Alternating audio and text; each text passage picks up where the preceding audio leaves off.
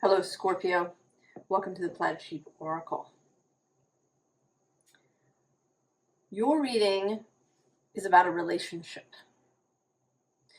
It may be a romantic one, but it might be a friendship or a family relationship.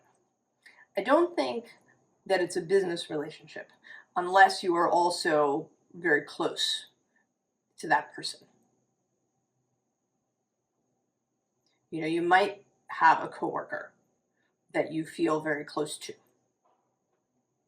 It's one of the places that we make friends is at work, but it's not about the business.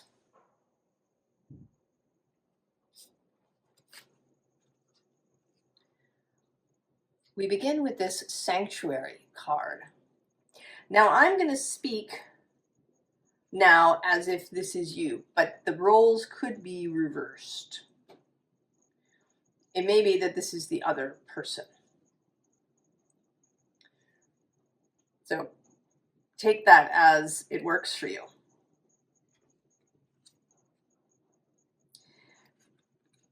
So this person has been, I don't want to say hiding out. It isn't really like that, but pulled back. Sort of the energy pulled in, maybe less inclined to go on, out for social occasions or to meet up with friends, less inclined to reach out to people because there was some sort of rupture.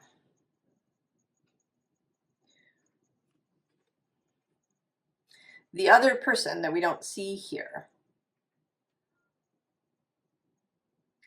said something. Now, I want to be very sort of clear at the outside that here on this channel, we do not engage in solely blaming the other. People do shitty things, it's true. But often, I would say most of the time, we play a part. Maybe we don't establish a boundary for ourselves. I need another word, right? That's a catch thing now, boundary. But write a line in the sand where, that's not acceptable. We allow something to go on until it grows too big. And yeah, that other person was doing it, but we were aware that it didn't work for us. And we did nothing. And so we play a part in that. And I could go on with other examples, but you understand what I mean. So there was some sort of rupture, an argument, something that went wrong. And you are, right, you've pulled back into this sanctuary. And here the scene underlying is this lavender bliss. So you haven't been, bereft. You're not, in deep grief about this. But there is some sadness. There was a need to, to kind of cocoon yourself a little bit, to, use lavender if you enjoy it. This is one of my favorite cards in this deck. Just for the feeling to, to repair yourself. Below her is the warrior, this kind of dancing warrior. And then actually, I'm just seeing now below that is tangled thoughts. Oh, look, nurture yourself. So you pulled back. Maybe there was confusion with the tangled thoughts. You don't understand what occurred. It was perhaps seemed really unexpected. And it was like a nasty surprise. So you've been nurturing yourself, repairing this. Now, interestingly, the unseen underlying is knowledge. So there's some kind of understanding that you've gained through this. You know, it could be that it felt as difficult as it did because it touched some childhood button. That maybe in and of itself, it wasn't even that terrible, but it pushed on some sort of old wound that maybe you didn't even know you had, or you didn't know the extent of it, or kind of the details of it. You know, these difficulties that we have when we're very little, when we're just, you know, infants and toddlers. You know, we don't keep the clear memories of that. So you might not really know, but it touches on something. And it's given you knowledge and insight. I think primarily about yourself.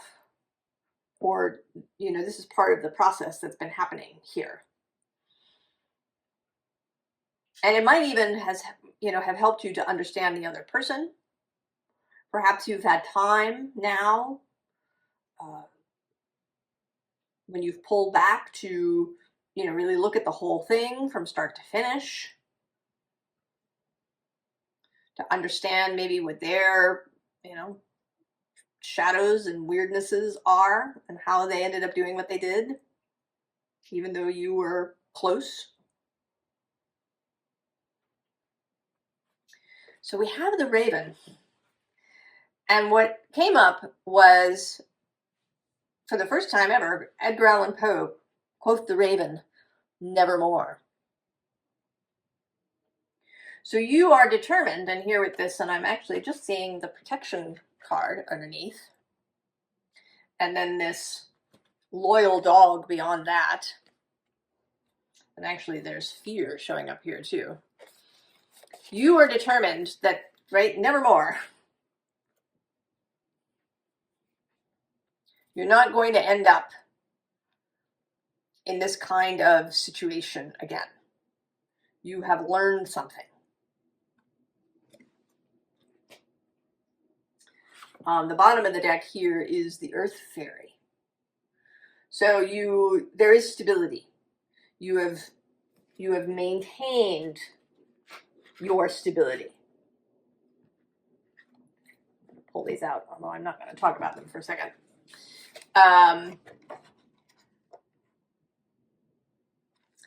actually, well, they have their place. It's a little tricky to know when to put them in so that it's clear.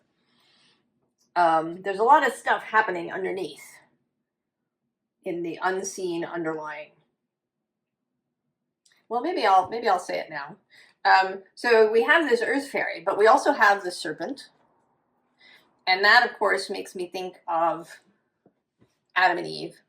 And often people say it's the fruit of the tree of knowledge, like Adam and Eve weren't about to have knowledge, but it's not. It's the tree of knowledge of good and evil. And that's very important. Because it's not about knowing stuff. It's about a loss of innocence. That's what happens in the Garden of Eden. Adam and Eve are fully innocent. They have no knowledge of the concept of evil. There are no shadows in Eden. But of course, as humans, to really fully live as humans and have interesting lives, we need to know these things. And so there's this serpent. And it may be that this was a kind of awakening for you. Perhaps it's, I don't know if it was the first rupture you had, or maybe there was just something particularly unexpected about it, like you just could not believe that it came from that quarter, that it was this person that did that to you. But then next to that, we have birth, rebirth, and then we have love. So now we have communication and the deer, which says gentleness and diplomacy. This person is now reaching out to you. Or perhaps you are reaching out to them. It could be. Someone is reaching out to someone else. Gently, tactfully, with diplomacy.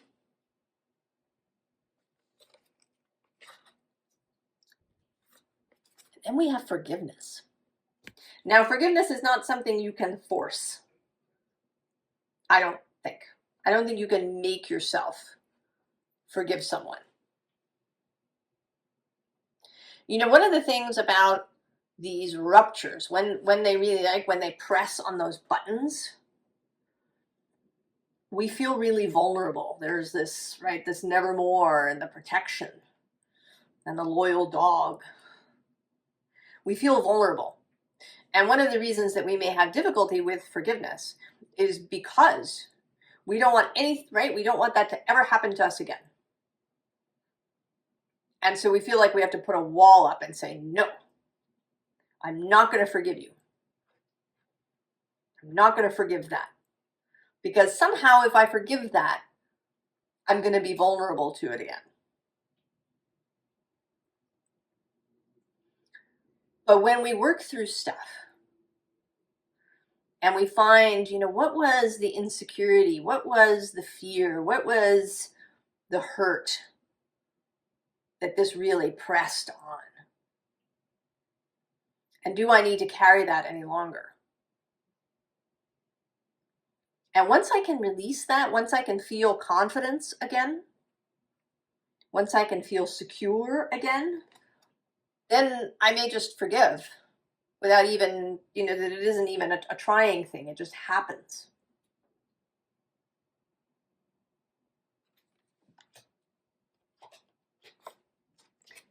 And then we have the Grail Knight. So this person is sincere. You know, they did this thing, and, you know, I don't know what their reason was. There's something, you know, they have their own wound that something pressed on, and they did this thing. You know, it could be that you're both in this sanctuary space. That they too have spent time pulled back in order to, you know, assess what happened. Why did I do that thing? You know, I really care about this person. They're such a good friend. And I did this thing. Why did I do that? You know, what were the steps? I mean, you know, I know theoretically what my reason is, or right, what my explanation, I should say, is, but what's the reason? What's the underlying thing? And maybe they've been doing that. Finding their own knowledge. And now they approach you with contrition. They want to make amends in whatever way that is possible. Right? They are laying their devotion before you.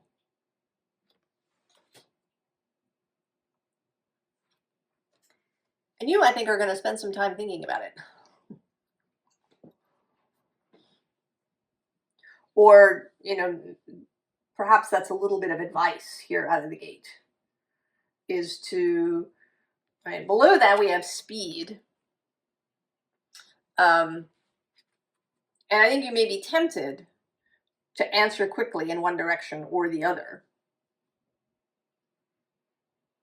But below that we have dark matter. So I think that there is a need to think about it.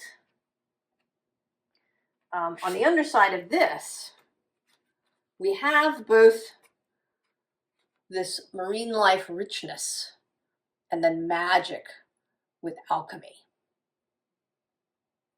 So there are good reasons, I think, to accept this overture.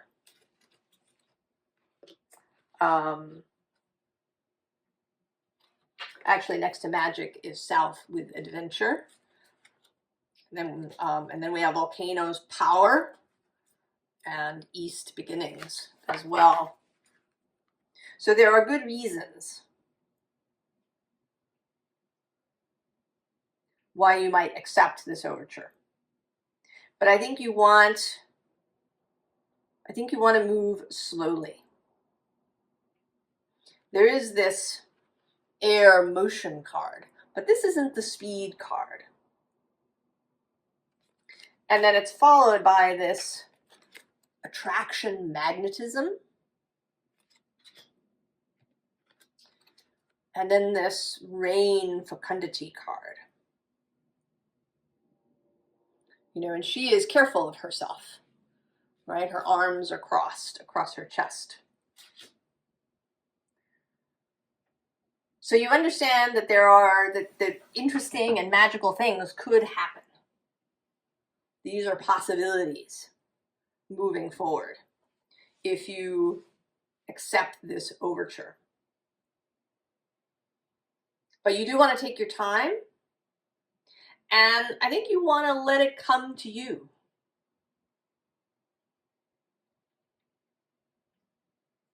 That even if you're the one who's reached out, I think, you know, it's their action kind of that's necessary. You know, if you apologize for something and then you keep doing that thing, then it's not really an apology.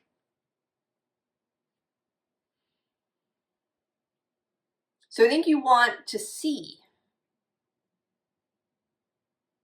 to be clear, right? This is a card of both of these cards, actually. It's Saturn, right? A card of delineation of boundaries of what is acceptable and what is not.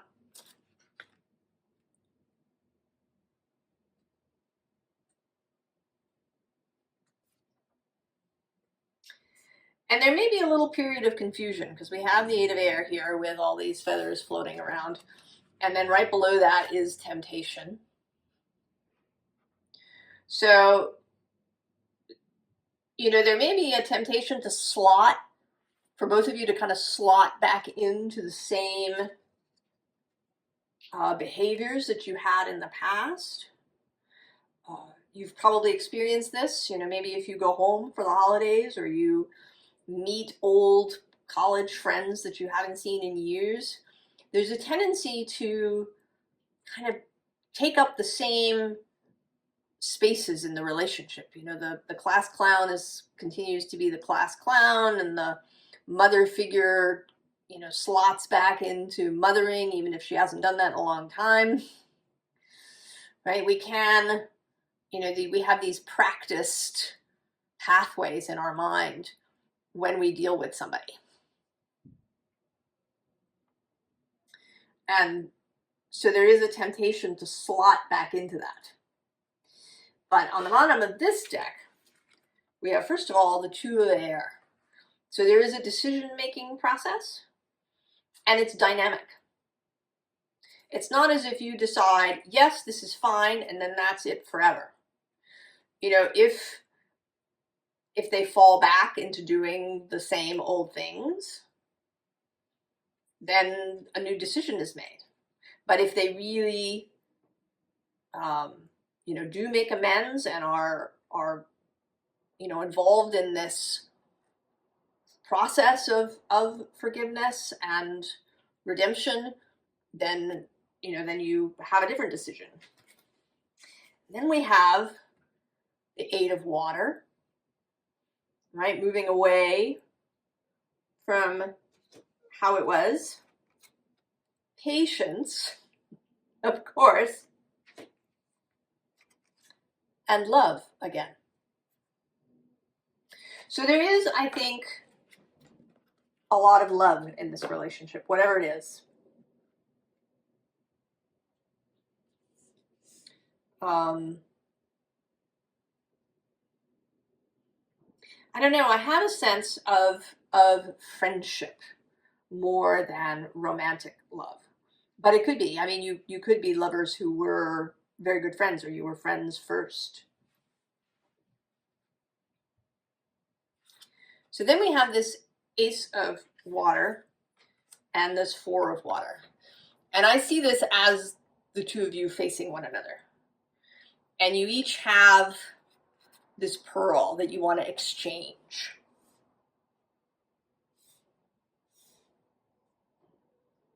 And this, I think, is, I mean, it's a process that continues, but it's when you've allowed it.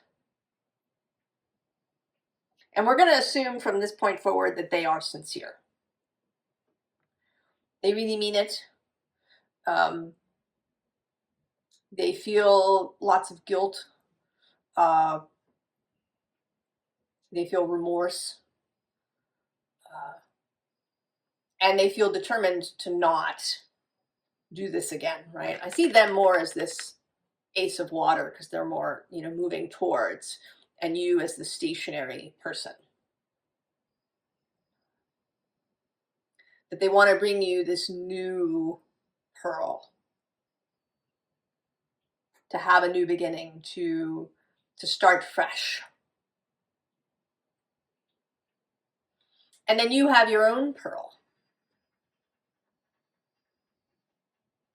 that you want to exchange, right? It's a new pearl too, what you kind of created for yourself during this lavender bliss, right? This new knowledge that you have.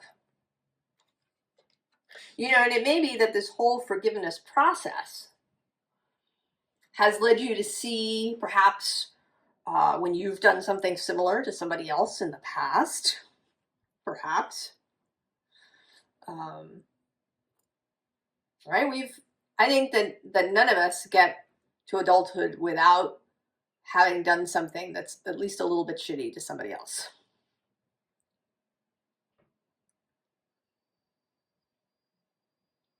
And it's usually out of fear or anxiety or something.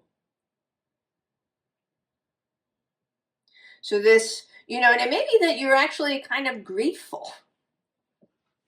You may be, because it's quite possible that it showed you something that you had no idea about in yourself, that maybe has been holding you back in other areas of your life. Places where you have a lot of resistance to something.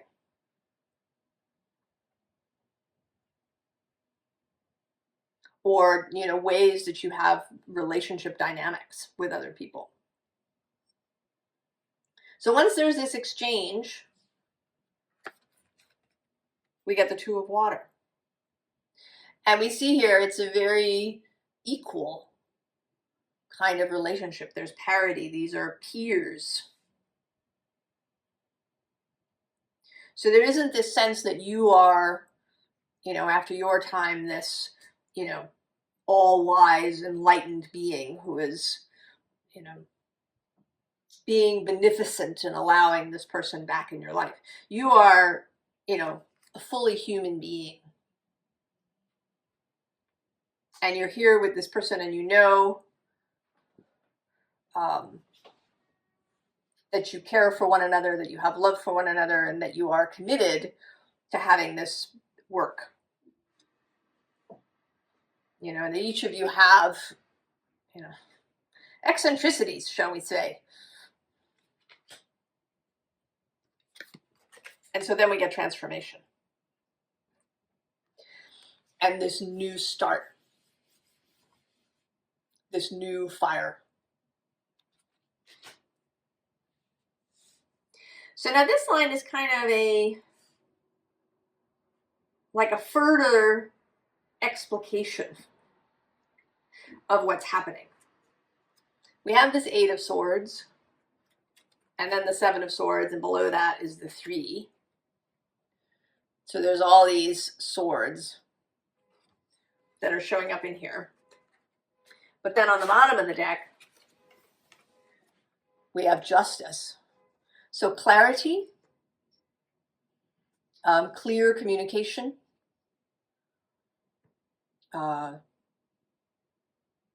harmony, the dynamic of balance within a relationship, all of these things. And then we have Magic showing up again with Isis. The Queen of Swords doubling down on clarity.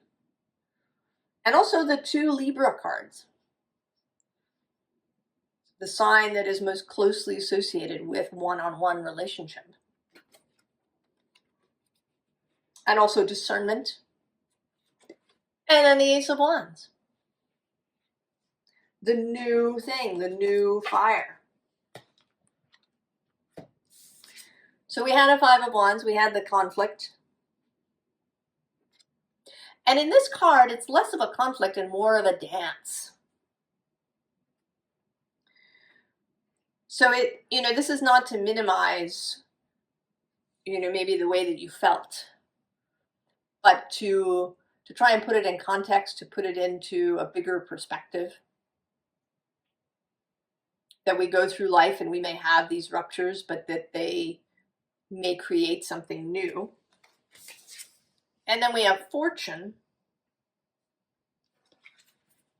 and Strength, with both have this kind of, this idea of flying, this idea of wind.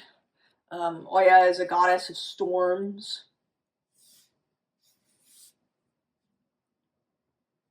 So we pass through this space that builds strength. And then there's the Princess of Wands, right? Able to take this wand and move forward with it.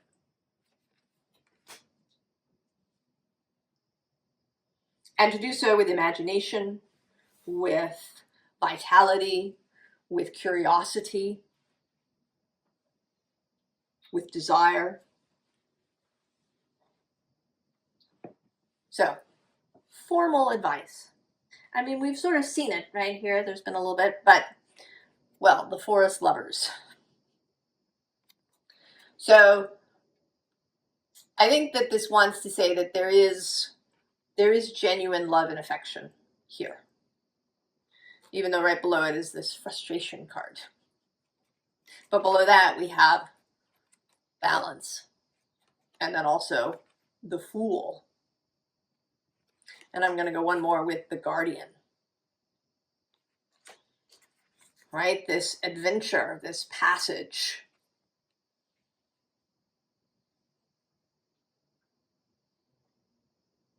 And that a rupture may, I don't want to say that it was necessary, because I don't think that's ever absolutely true.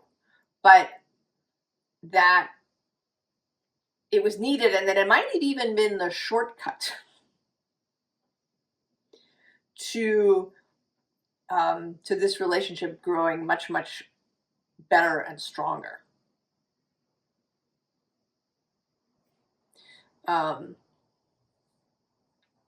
I know that often we talk about children, right? The children have ruptures, things that happen when you're very little. And I think that you're probably better off not with never having a rupture, because then you never learn to cope with that. To, what that's like. But to have ruptures that are repaired. So then that gives you confidence. There was a bad thing that happened, but we have come in and repaired it. And we both had the strength and resilience to do that. like a bone that may thicken and get stronger at a break point after healing. Bottom of the deck, first of all, Two of Vessels, attraction. You know, you may have certainly attracted each other so that you could have this experience. You know, maybe that when you were, that your souls knew that your individual journeys would probably result in some wounds and that you could help each other when you met up. And then next to that is the Woodward, who is Justice in this deck. And he is especially kind of about natural justice, about things being set right. You know, I feel that that balance in a relationship is like natural balance, like a garden or an ecosystem where things move in and out of dominance. Right? There's a give and take, and things flow and move easily. You know, as one thing grows, another thing subsides. Right? That there's a rightness, that there's an alignment in that way. So, Seven of Bows, clearance. You know, clearing out the stuff. Finding out about the buttons, about the wounds, about their effects on us. Nine of Cups, generosity. Generosity of spirit, the willingness to forgive. Even if you can't do it right away, that you are willing to move in that direction. That you haven't put some sort of hard, impenetrable wall around that.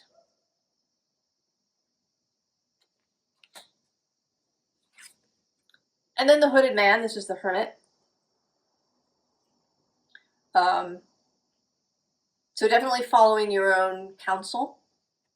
But here with this little bird, you know, being willing to listen to the message. You know, and it may be very well on your terms, however that is for you. And then interestingly, at the end, we have the Tower, the Blasted Oak. So I think that here with that, and actually with the Wheel of Fortune showing up, and this transformation card, that this may turn out to be bigger than you think. That even if it felt really, you know, significant to you because it was hurtful, and you had some grief over it, that what's on the other side is going to be transformative. And that it might result in some things being changed. And that so be prepared for surprises, is what I'm saying. Expect the unexpected. Oh, Scorpio.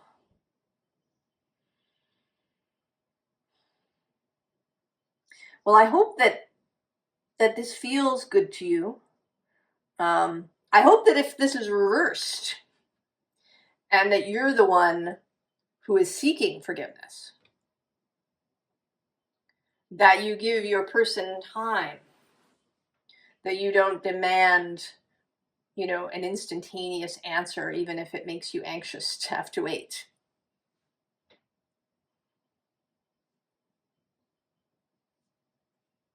That you have spent the time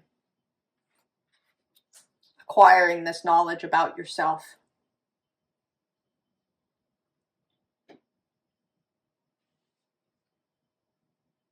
Whichever way it is, Scorpio, I wish you the very, very best with it.